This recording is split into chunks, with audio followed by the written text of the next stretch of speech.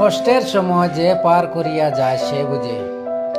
মুম্বাই, কলিকাতা, বেঙ্গলোর, হায়দ্রাবাদ, দেশ ছাড়িয়া যত বিদেশে ভাই আর বন্ধু সকল আছে।